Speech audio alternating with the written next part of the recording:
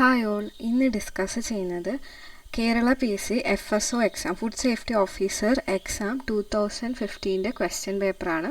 ഇത് 100 മാർക്സിൻ്റെ ക്വസ്റ്റ്യനാണ്. 1 hour 15 minutesൻ്റെ എക്സാമാണ്. അപ്പോൾ ഈ ഫുഡ് സേഫ്റ്റി എക്സാമിനേഷൻ ൻ്റെ സിലബസ് എന്ന് പറയുമ്പോൾ അതിൽ ഫുഡ് ടെക്നോളജി ഇൻക്ലൂഡ് ആയിട്ടുണ്ട്, dairy science, veterinary science, agriculture science, microbiology, nutritional biochemistry, food safety and അതിൻ്റെ ലോസ്. പിന്നെ ഈ 2015 എക്സാമിന് കേരള റിനൈസൻസ് ആയിരുന്നു. ഇനി വരാൻ പോകുന്ന എക്സാമിന് ഇന്ത്യൻ കോൺസ്റ്റിറ്റ്യൂഷൻ, മെൻ്റൽ എബിലിറ്റി, പിന്നെ ഇംഗ്ലീഷ് ഗ്രാമർ, ഇങ്ങനെ 10 സബ്ജക്ട്സ് ആണ് ഈ സിലബസിൽ ഇൻക്ലൂഡ് ആയിട്ടുള്ളത്. അപ്പോൾ നമുക്ക് ഡിസ്കസ് ചെയ്യാം.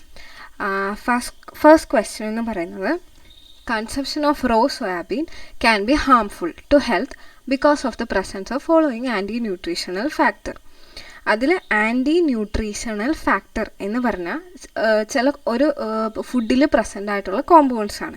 അവർ ചിലപ്പോൾ പോയിസണസ് ആയിരിക്കും, ചിലപ്പോൾ അതിന് ന്യൂട്രീഷണൽ വാല്യൂ അല്ലെങ്കിൽ ന്യൂട്രീഷണൽ അവൈലബിലിറ്റി ഫുഡിലുള്ളത് ലിമിറ്റ് ചെയ്യാനുള്ള കഴിവുണ്ട്. ചില ആൻറ്റി ന്യൂട്രീഷണൽ ഫാക്ടേഴ്സ് എന്ന് പറയുന്നത് ബെനിഫിഷ്യലാണ് ലോ കോൺസെൻട്രേഷനിൽ.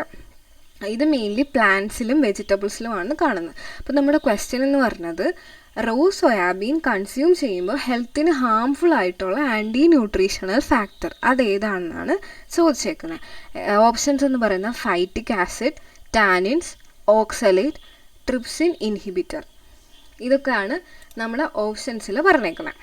അപ്പോൾ ഇതിൽ ഫൈറ്റിക് ആസിഡ് എന്ന് പറയുന്നത് മെയിൻലി വീറ്റ് ബ്രാൻ, അതായത് തവിടൊക്കെ ഇല്ലേ, അതിലൊക്കെയാണ് ഹൈ കോൺസെൻട്രേഷനിൽ ഫൈറ്റിക് ആസിഡ് ഉണ്ടാകുന്നത്. നമ്മുടെ സോയാബീനിലും ഒരു കോൺസെൻട്രേഷനിൽ ഈ ഫൈറ്റിക് ആസിഡ് ഉണ്ട്, പക്ഷേ ട്രേസ് എമൗണ്ട്സിലാണ് ഉള്ളത്. ഇത് സോയാബീനിൽ പ്രസൻ്റ് ആയിരിക്കുന്ന 1 to 2.2 കോൺസെൻട്രേഷൻസിലൊക്കെയാണ്. ഇനി ടാനിൻസ് എന്ന മെയിൻലി പ്രസൻറ്റ് ചെയ്യിക്കുന്ന ടീയിൽ, നമ്മുടെ വൈൻ, അൺറൈപ്പ് ആയിട്ടുള്ള നമ്മുടെ ഫ്രൂട്ട്സിലൊക്കെയാണ് ടാനിൻസ് ഉള്ളത്. അതായത് ഈ ടീയൊക്കെ നമ്മൾ കുടിക്കുമ്പോൾ നമ്മുടെ വായിൽ ഒരു ഡ്രൈനെസ് ഒക്കെ ഫീൽ ചെയ്യാറുണ്ട്. അത് ഈ ടാനിൻസ് കാരണമാണ്. അതായത് ഈ ടാനിൻസ് എന്ന് പറയുന്ന ഒരു ആൻറ്റി സ്ട്രിംഗൻ്റ് ആണ്. എന്ന് വെച്ചാൽ ഇവർക്ക് ടിഷ്യൂസിനെയൊക്കെ ഷ്രിങ്ക് ചെയ്യിപ്പിക്കാനുള്ള ഒരു കഴിവുണ്ട്. അതുകൊണ്ടാണ് നമുക്ക് ആ ഡ്രൈനെസ് ഒക്കെ തോന്നുന്നത്. പിന്നെ അടുത്ത ഉള്ള ഓപ്ഷൻ എന്ന് വെച്ചാൽ ഓക്സലേറ്റ് ആണ്. ഇത് ഓക്സാലിക് ആസിഡിൻ്റെ സോഴ്സ് ആണ്. പിന്നെ ട്രിപ്സിൻ ഇൻഹിബിറ്റർ ആണ്. ഈ ട്രിപ്സിൻ ഇൻഹിബിറ്റർ മെയിനായിട്ട് കാണുന്നത് എവിടെയാണെന്ന് വെച്ചാൽ ഈ ലെഗൂം പ്ലാന്റ്സ് ഒക്കെ, ലെഗൂം സീഡ്സ് ഒക്കെ ഉണ്ടല്ലോ, അവിടെയാണ് ഈ ട്രിപ്സിൻ ഇൻഹിബിറ്റർ മെയിൻ കാണുന്നത്. ഇവരെന്ത് ചെയ്യുമെന്ന് വെച്ചാൽ നമ്മുടെ ഗട്ടിലുള്ള ട്രിപ്സിൻ എന്ന് പറയുന്ന എൻസൈംസ് ഉണ്ടല്ലോ, ഇവരെ ഇൻഹിബിറ്റ് ചെയ്യും. അതുവഴി പ്രോട്ടീൻ ഡൈജഷൻ ഇവർ പ്രിവെൻറ്റ് ചെയ്യും. ഇതാണ് ഈ ട്രിപ്സിൻ ഇൻഹിബിറ്റേഴ്സിൻ്റെ ആക്ഷൻ. ഇതാണ് റോ സോയാബീനിൽ മെയിനായിട്ട് ഉള്ള ഒരു കോമ്പൗണ്ട്, ഒരു ആൻറ്റി ന്യൂട്രീഷണൽ ഫാക്ടർ. അപ്പോൾ നമ്മുടെ ആൻസർ എന്ന് പറയുന്നത് എന്താണ്? ട്രിപ്സിൻ ഇൻഹിബിറ്റർ ആണ്. ഓക്കെ, അടുത്ത നെക്സ്റ്റ് ക്വസ്റ്റ്യൻ ആണ്. In a standard fruit jam preparation the content of total soluble solids, അതായത് TSS, should not be less than. അപ്പോൾ ഈ സ്റ്റാൻഡേർഡ്സ് ഒക്കെ നമ്മുടെ food safety and standard authority of ഇന്ത്യയിൽ FSSAI അതിൻ്റെ സൈറ്റിൽ കൊടുത്തിട്ടുണ്ട്. ഓരോന്നിനും ഡിഫറെൻറ്റ് TSS സ്റ്റാൻഡേർഡ്സ് ഉണ്ട്. നമ്മുടെ ഫ്രൂട്ട് ജാം പ്രിപ്പറേഷൻ്റെ സ്റ്റാൻഡേർഡ് എന്ന് പറയുന്നത് എന്താ 68% ആണ്. ഇനി ഈ 45 എന്ന് പറയുന്ന സ്കോഷിനൊക്കെയാണ് ഉപയോഗിക്കുന്നത്. നമ്മുടെ 70 ക്യാൻഡി, ബിവറേജസ് പോലുള്ള ഐറ്റംസിനാണ്. ഈ 65 എന്ന് പറയുന്ന മർമലൈഡ്, ജെല്ലി, സംടൈംസ് ഇത് ഫ്രൂട്ട് ജാമിനും ഉപയോഗിക്കാറുണ്ട്. നിങ്ങൾക്ക് FSSAIൻ്റെ സൈറ്റിൽ പോയി കഴിഞ്ഞാൽ ഈ സ്റ്റാൻഡേർഡ്സ് ഒക്കെ ഡൗൺലോഡ് ചെയ്ത് എടുക്കാം. ഇത് ചോദിക്കാൻ സാധ്യതയുള്ള ഒരു ക്വസ്റ്റ്യൻ ആണ്. അടുത്ത ക്വസ്റ്റ്യൻ എന്ന് പറയുന്നത്, the safe level of irradiation for food which present on toxicological ഹസാഡീസ്.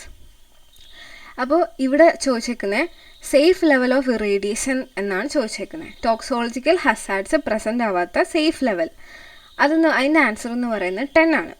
ഇത് എന്തുകൊണ്ടാണ് ഇങ്ങനെ പറയുന്നതെന്ന് വെച്ചാൽ, ഇതിൽ ഈ ക്വസ്റ്റ്യനെ ബേസ് ചെയ്ത്, ഈ ഇറേഡിയേഷനെ ബേസ് ചെയ്ത് ഒരുപാട് സ്റ്റഡീസ് ഇപ്പം നടന്നുകൊണ്ടിരിക്കുക.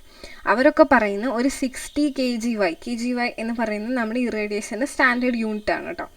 അത് സേഫാണ്. പക്ഷേ ഈ ഇറേഡിയേഷൻ്റെ ലെവൽ കൂടുന്തോറും അതിൻ്റെ വൈറ്റമിൻ അല്ലെങ്കിൽ ന്യൂട്രീഷണൽ വാല്യൂ നഷ്ടപ്പെട്ടുകൊണ്ടിരിക്കുകയാണ്. ഇനി ഓരോ ടെക്നിക് ഫോർ പാസ്ചറൈസേഷൻ അല്ലെങ്കിൽ വേറെ ഓരോ ടെക്നിക്സിനും ഓരോ ലെവൽ ഓഫ് ഇറേഡിയേഷനാണ്. അതിന് എക്സാമ്പിൾ പറയുകയാണെങ്കിൽ നമുക്ക് ഈ ഒണിയനൊക്കെ ഉണ്ടല്ലോ, അതൊക്കെ സ്പ്രൗട്ട് ആവാതിരിക്കാൻ വേണ്ടി 0.5 kgY ഇറേഡിയേഷൻ ലെവൽ യൂസ് ചെയ്താൽ അതൊക്കെ സ്പ്രൗട്ടിംഗ് ഒക്കെ തടയാനായിട്ട് പറ്റും. പിന്നെ പാസ്ചറൈസേഷൻ, അവിടെ ലെസ് ദാൻ 10 kgY ആണ് ഉപയോഗിക്കുന്നത്. പിന്നെ റൈപ്പനിങ് ഒക്കെ പ്രിവെൻറ്റ് ചെയ്യാൻ 0.3 kgY ആണ് യൂസ് ചെയ്യുന്നത്. പിന്നെ എൻസൈം ഡീഗ്രഡേഷനെ പ്രിവെൻറ്റ് ചെയ്യാനാണ് നമ്മൾ ഈ 10 kgY യൂസ് ചെയ്യുന്നത്. പിന്നെ ഇതെങ്ങനെ സ്റ്റാൻഡേർഡ് ഫോം ആയെന്ന് വെച്ചാൽ 1980 ഒരു ജോയിൻറ്റ് എക്സ്പേർട്ട് കമ്മിറ്റി ഉണ്ട് നമ്മുടെ FDA അവർ കൊണ്ടുവന്നെയാണ് ഈ 10 kgY ഒരു സ്റ്റാൻഡേർഡ് ഫോമായിട്ട് യൂസ് ചെയ്യുക എന്നുള്ളത്. നെക്സ്റ്റ് ക്വസ്റ്റ്യൻ എന്ന് പറയുന്നത് subjecting rice to high degree of polishing is associated with following. First ഓപ്ഷനാണ് better nutritional density and easy digestibility, better glycemic index and suitability for diabetes, low nutritional and better cooking characteristics, high bioavailable nutrients and lowered sensory quality. അപ്പോൾ ഈ റൈസൊക്കെ polish ചെയ്യുന്നതിൻ്റെ degree higher ആയിക്കഴിഞ്ഞാൽ എന്ത് പറ്റും എന്നാണ് ചോദിച്ചേക്കുന്നത്. അപ്പോൾ ഇവിടെ ബെറ്റർ കുക്കിംഗ് ക്യാരക്ടറിസ്റ്റിക്സ് ആണ് നമുക്ക് കിട്ടുക, ന്യൂട്രീഷണൽ വാല്യൂ ഒക്കെ കുറവായിരിക്കും. കാര്യം ഈ റൈസ് പോളിഷ് ചെയ്യാന്ന് വെച്ചാൽ അത് എൻ്റെ തവിടൊക്കെ നഷ്ടപ്പെട്ടു പോവുക. തവിട് നമുക്കറിയാം, അതിൽ നിന്നാണ് നമുക്ക് വൈറ്റമിൻ ബി കോംപ്ലക്സ് ആയിട്ടുള്ള തൈമിനൊക്കെ കിട്ടുന്നത്. അപ്പോൾ ഇതിൻ്റെ ഒരുപാട് പോളിഷിങ് കൂടിക്കഴിഞ്ഞാൽ നമുക്ക് പറ്റുന്ന ബെറ്റർ കുക്കിംഗ് ക്യാരക്ടറിസ്റ്റിക്സ് കിട്ടും, പക്ഷേ എങ്കിൽ ന്യൂട്രീഷനിൽ അവർ ലോ ആയിരിക്കും. അടുത്ത ക്വസ്റ്റ്യൻ എന്ന് പറയുമ്പോഴത്തേക്ക് the browning occurring in cut apples on aeration is due to the presence of. അപ്പോൾ ഫ്രൂട്ട്സിൽ ബ്രൗണിങ്, അതായത് ഈ ആപ്പിളൊക്കെ കുറച്ച് നേരം കഴിഞ്ഞാൽ കറക്കുന്നത് കാണാം, അത് കട്ട് ചെയ്ത് വെച്ച് കഴിയുമ്പോൾ. അപ്പോൾ അതിന് ഉണ്ടാകുന്ന എൻസൈം ഏതാണെന്നാണ് ചോദിച്ചിരിക്കുന്നത്. അതിൻ്റെ ആൻസർ എന്ന് പറയുന്നത് പോളിഫിനോലൈസ് ആണ്. പോളിഫിനോലൈസ് ആണ് ഫ്രൂട്ട്സിൽ ബ്രൗണിങ് ഉണ്ടാക്കുന്ന മെയിനായിട്ടുള്ള എക്സാം. ഓക്സിഡോ റിഡക്ടേസ് എന്താണെന്നറിയാം, അവർ ഓക്സിഡേഷൻ റിഡക്ഷനെ കാറ്റലൈസ് ചെയ്യുന്ന എൻസൈംസ് ആണ്. ഓക്സിഡേസ് എന്ന് പറയുന്നതും ഓക്സിഡേഷൻ റിഡക്ഷനെ കാറ്റലൈസ് ചെയ്യുന്ന എക്സാമാണ്. ഓക്സിഡോ റിഡക്ടേസ് എന്ത് ചെയ്യുന്നു വെച്ചാൽ ഈ ഇലക്ട്രോൺസിനെയൊക്കെ ട്രാൻസ്ഫർ ചെയ്യാനായിട്ട് കാറ്റലൈസ് ചെയ്യും. ഹൈഡ്രോജനേസ് എന്ന് പറയുമ്പോൾ ഹൈഡ്രജൻ്റെ റിഡക്ഷനെ കാറ്റലൈസ് ചെയ്യിപ്പിക്കുന്ന എൻസൈംസ് ആണ്. അപ്പോൾ ബ്രൗണിങ് ഉണ്ടാക്കുന്ന എൻസൈമാണ് പോളിഫിനോലൈസ്. അടുത്ത ക്വസ്റ്റ്യൻ ആണ് ഫുഡ് FSSAI സ്റ്റാൻഡ്സ് ഫോർ. അത് നമുക്കറിയാം, food safety and standard authority of India. Option B ആണ് കറക്റ്റ് ആൻസർ.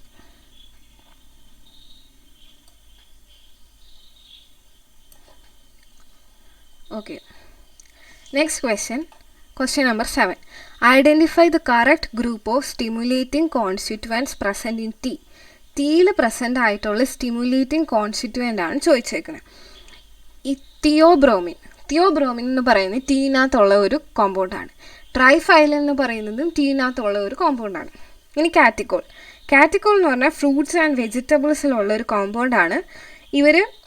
ഇതിന് പല പ്രോപ്പർട്ടീസ് ഉണ്ട്. ഇത് ചിലപ്പോൾ ഒരു പോയിസൺ ആയിരിക്കും, അത് സ്കിൻ ഇറിറ്റേഷൻസ് ഒക്കെ ഉണ്ടാവും, ചില സമയത്ത് ഡ്രഗ് ആയിട്ടൊക്കെ ഇമിറ്റേഷൻ നടത്തുന്നത് കാണാം.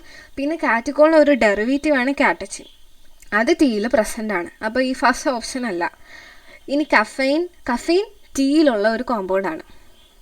ട്രൈകാറ്റിനോൾ, ട്രൈമീഥൈലമൈൻ ഒക്കെ വേറെ കോമ്പൗണ്ട്സ് ആണ്. ത്രിയോനൈട്രൈൽ, കാഫിക്കോൾ, തിയോഫൈലിൻ അതുമല്ല.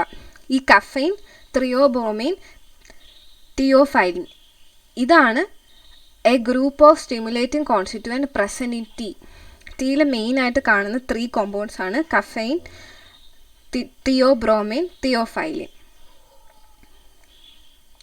അടുത്ത ക്വസ്റ്റ്യൻ എന്ന് പറയുന്നത് question number 8. Acceptable daily intake level of additives is derived from following. Option എന്ന് പറയുന്നത് no observed adverse effect level of compounds and uncertainty factor, Level at which toxicity may not occur in humans. Level likely to be used in foods. Chemical nature of the compound. അപ്പോൾ ഇവിടെ ചോദിച്ചേക്കുന്നത് ADI acceptable daily intake levels of additives ആണ്. ഇത് എവിടെ നിന്ന് derive ചെയ്യുന്നു, അതിൻ്റെ chemical നേച്ചറിനെ base ചെയ്തല്ല. ഇനി ഫുഡിൻ്റെ ലൈക്ലി ലെവൽസിനെ ബേസ് ചെയ്തുമല്ല, ലെവൽ ഓഫ് ടോക്സിസിറ്റീനെ ബേസ് ചെയ്തുമല്ല.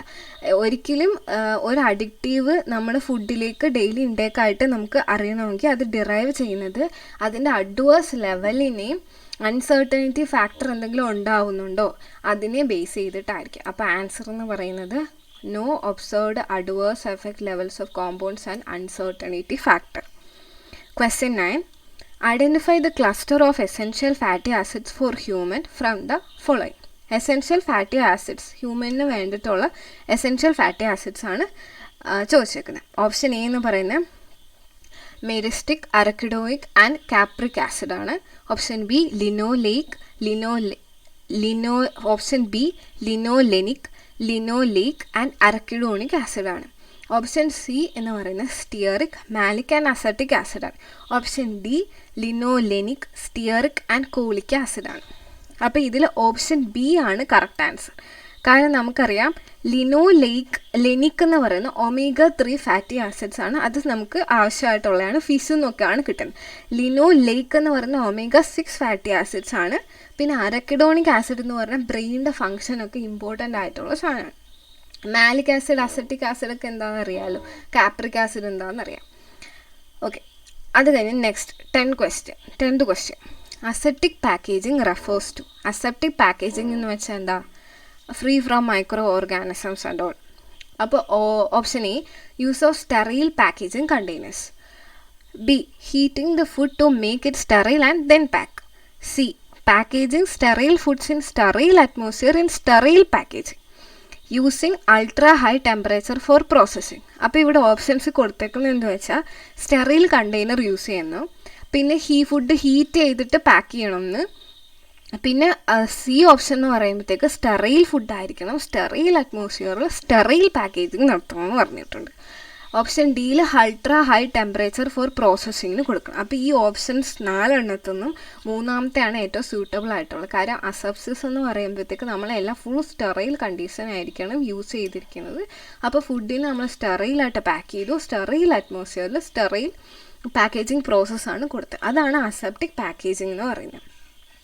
ഇനി ക്വസ്റ്റ്യൻ 11.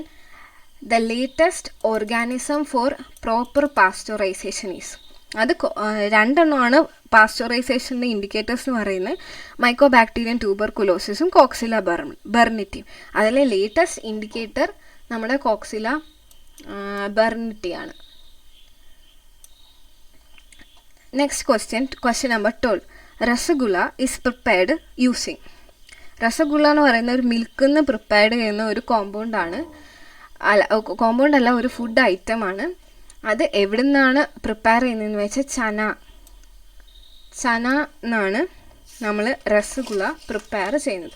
പനീർ എന്താണെന്ന് നിങ്ങൾക്ക് അറിയാമല്ലോ.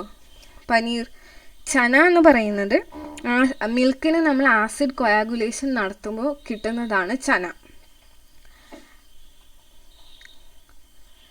Question number 13. Next. Aseptic packaging is used after which among the following processing method? Option A pasteurization, ultra heat high temperature pasteurization, freezing, drying. അപ്പോൾ അസെപ്റ്റിക് പാക്കേജിങ് ഇതിൽ ഏത് മെത്തേഡാണ് യൂസ് ചെയ്യുന്നത്? അത് അൾട്രാ ഹൈ ടെമ്പറേച്ചർ പാസ്ചറൈസേഷൻ ആണ്. അതിൻ്റെ temperature 135 degree Celsius four 1 second or less അങ്ങനെയാണ് പറഞ്ഞിരിക്കുന്നത്. അപ്പോൾ അസെപ്റ്റിക് പാക്കേജിങ് നടത്തുന്നത് അൾട്രാ ഹൈ ടെമ്പറേച്ചർ പാസ്ചറൈസേഷൻ വഴിയാണ്. Next 14th question. The water percentage of cow milk is approximately. Cow മിൽക്കിൻ്റെ വാട്ടർ പെർസെൻറ്റേജ് ആണ് ചോദിച്ചിരിക്കുന്നത്. അത് 80%, 90%, 87%, 50%. 87% ആണ് ആൻസർ. അപ്പോൾ നമ്മുടെ cow milk, buffalo milk, camel milk, അങ്ങനെ നമ്മൾ സ്റ്റാൻഡേർഡായിട്ട് യൂസ് ചെയ്യുന്ന കുറച്ച് മിൽക്സ് ഉണ്ട്. അതും FSSAIൻ്റെ സൈറ്റിലുണ്ട്. ഈ വാട്ടർ പെർസെൻറ്റ് കണ്ടൻറ്റൊക്കെ. അപ്പോൾ ഇതൊക്കെ ഇമ്പോർട്ടൻ്റ് ആണ്, ചോദിക്കും. ഇനി ഇതിൻ്റെ ഫാറ്റ് പെർസെൻറ്റ്, ബഫലോ മിൽക്കിൻ്റെ ഫാറ്റ് പെർസെൻറ്റ്, കൗ മിൽക്കിൻ്റെ ഫാറ്റ് പെർസെൻറ്റ്, അങ്ങനെ ഇങ്ങനെയുള്ള പെർസെൻ്റൊക്കെ ഒന്ന് നോക്കി വെച്ചേക്കണം. Which among the following practice reduce the occurrence of mastitis? Mastitis എന്ന് പറയുമ്പോൾ നമുക്ക് മലയാളത്തിൽ അകിട് വീക്കം എന്നാണ് പറയുന്നത്. അത് പ്രിവെൻറ്റ് ചെയ്യാനുള്ള പ്രാക്ടീസ് അതേതാണ് ചോദിച്ചേക്കുന്നത്. Option A feeding concentrate, option B urea molasses lick, option C teat dipping, option D automatic water bowl. ഇതിന് ആൻസറാണ് ടീത്ത് ഡിപ്പിംഗ്. ടീത്ത് എന്ന് വെച്ചാൽ അകിടെന്നാണ് അർത്ഥം. ടീത്ത് ഡിപ്പിങ്ങിൽ എന്താ സംഭവിക്കുന്നതെന്ന് വെച്ചാൽ, ഇപ്പോൾ എന്താ അകിടിൽ എന്തെങ്കിലും ഒരു മിൽക്കിൻ്റെ ബാക്കി ഉണ്ടെങ്കിൽ അതും കൂടി ടീറ്റ് ചെയ്ത് എടുത്തതിന് ശേഷം എന്താ പറയുന്നത്, ജെർമിസൈഡ് വെച്ചിട്ട് ഡിപ്പ് ചെയ്യും. അങ്ങനെ ആണ് മാസ്റ്റൈറ്റിസ് ഒക്കെ പ്രിവെൻറ്റ് ചെയ്യാൻ പറ്റും. അത് ബാക്ടീരിയ ഒക്കെ കില്ല് ചെയ്ത് കളയും. അപ്പോൾ ടീത്ത് ഡിപ്പിംഗ് ആണ് മാസ്റ്റൈറ്റിസ് ഉണ്ടാവാതിരിക്കാൻ വേണ്ടിയിട്ട് യൂസ് ചെയ്യുന്ന ഒരു മെത്തേഡ്. ഇനി question number 16. Which among the following is used to test fat in milk? Lactometer, anemometer, CRO, Milko tester. അപ്പോൾ മിൽക്കിൻ്റെ ഫാറ്റ് ടെസ്റ്റ് ചെയ്യുന്നത് എന്ത് വെച്ചിട്ടാണെന്നാണ് ചോദിച്ചേക്കുന്നത്. മിൽക്കോ ടെസ്റ്ററാണ് ഇതിൻ്റെ ആൻസർ. മിൽക്കോ ടെസ്റ്റർ യൂസ് ചെയ്തിട്ടാണ് മിൽക്കിൻ്റെ ഫാറ്റ് നമ്മൾ കണ്ടുപിടിക്കുന്നത്. ലാക്ടോമീറ്റർ എന്തിനാണ് ഉപയോഗിക്കുന്നത്? ഡെൻസിറ്റി കണ്ടുപിടിക്കാൻ. അനിമോമീറ്റർ യൂസ് ചെയ്യുന്നത് വിൻഡ് സ്പീഡ് ആൻഡ് അതിൻ്റെ ഡയറക്ഷൻ കണ്ടുപിടിക്കാനാണ് അനിമോമീറ്റർ യൂസ് ചെയ്യുന്നത്. Next is A question number 17. The bacterial culture used to prepare yogurt contains Streptococcus thermophilus and dash. Option A Lactobacillus bulgaris, Yersinia enterocoltica, Alcaligenes viscolactis, Escherichia coli. അപ്പോൾ യോഗട്ടിൻ്റെ പ്രിപ്പറേഷനിൽ streptococcus thermophilus കൂടാതെ ഒരാൾ കൂടെ ഉപയോഗിക്കുന്നുണ്ട്. Lactobacillus ബൾഗാരിക്കസിനെയാണ് ഉപയോഗിക്കുന്നത്.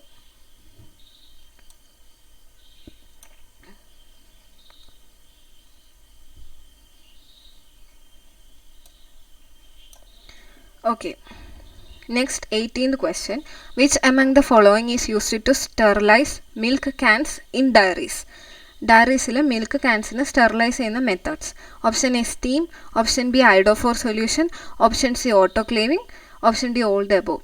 ഈ 3 മെത്തേഡും use ചെയ്യുന്നുണ്ട് sterilisation. അപ്പോൾ answer all the above. Next is the question 19. The base material for preparing shrikhand is.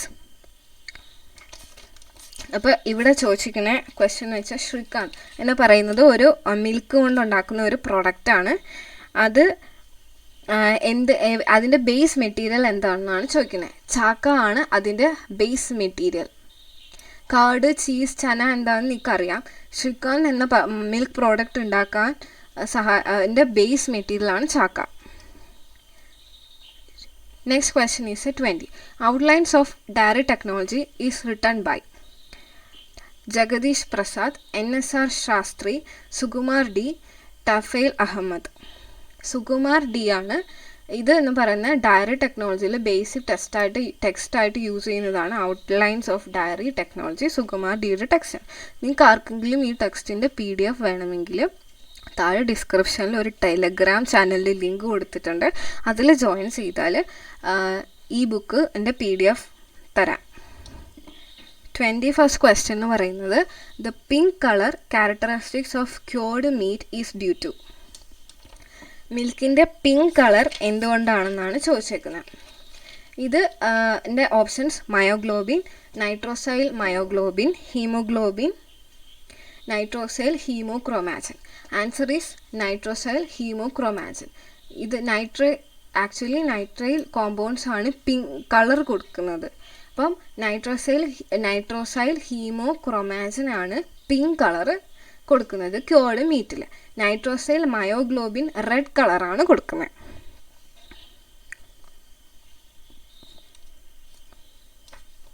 Next question is a 22nd question.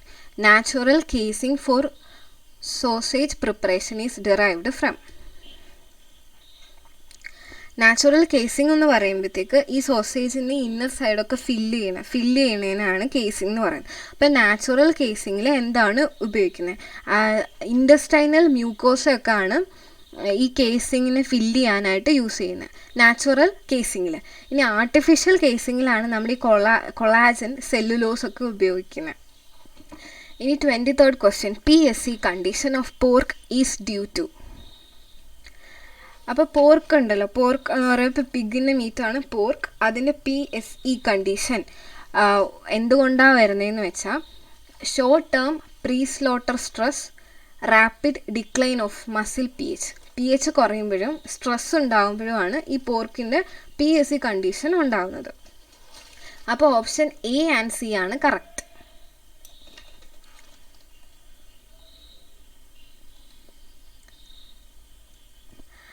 Next question, the vitamin which is absent in chicken egg. Chicken എഗ്ഗിൽ abundant ആയിട്ടുള്ള ഒരു വൈറ്റമിനാണ് vitamin E. Vitamin B12 vitamin E ഒക്കെ ഉണ്ട്. Vitamin C ആണ്, അതായത് ascorbic acid അല്ലേ, അതാണ് നമ്മുടെ എഗ്ഗിൽ പ്രസൻ്റ് ഇല്ലാത്ത വൈറ്റമിൻ. ഈ 25th question, the bacterium known as terror of the deep due to the sea food poisoning it causes with the highest fatality rate of any foodborne bacterium. അപ്പോൾ food വഴി sea food വഴിയൊക്കെ നമുക്ക് ഒരുപാട് food poisoning ഒക്കെ ഉണ്ടാവാറുണ്ട്. അത് ഉണ്ടാക്കുന്ന bacteria എമങ്ങായിട്ട് അതിൽ ഉള്ള ഹൈ ഫെർട്ടിലിറ്റി റേറ്റ്, അതായത് മരണനിരക്ക് കൂടുതലുള്ള ഓർഗാനിസം, അതിനെ ടെറർ ഓഫ് ദി ഡീപ്പ് എന്നാണ് മെൻഷൻ ചെയ്തിരിക്കുന്നത്. ആ ബാക്ടീരിയ ഏതാണെന്നാണ് ചോദിച്ചിരിക്കുന്നത്. Options salmonella enteritidis, vibrio vulnificus, vibrio parahaemolyticus, clostridium botulinum. Vibrio vulnificus ആണ് ആൻസർ. ക്ലോസ്ട്രീഡിയം ബോട്ടുലിസം എന്ന ഡിസീസാണ് ഉണ്ടാക്കുന്നത്. സാൽമോണല്ല എൻറ്ററൈറ്റിഡിസ് ഗാസ്ട്രൈസിസ് ഉണ്ടാക്കും. Vibrio parahaemolyticus seafood poisoning ഒക്കെ ഉണ്ടാക്കും.